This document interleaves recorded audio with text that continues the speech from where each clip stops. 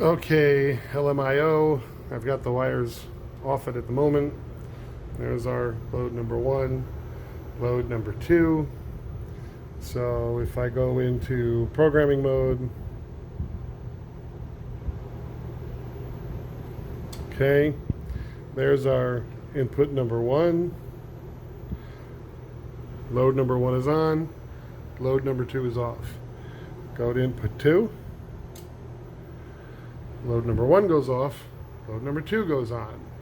So this appears to be programmed correctly. So let's get out of program mode.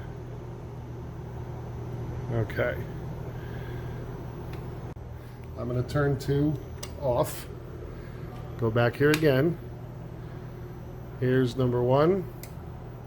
1 goes on, 2 does not. Take this off. Make number 2. 1 goes off, 2 doesn't do a thing.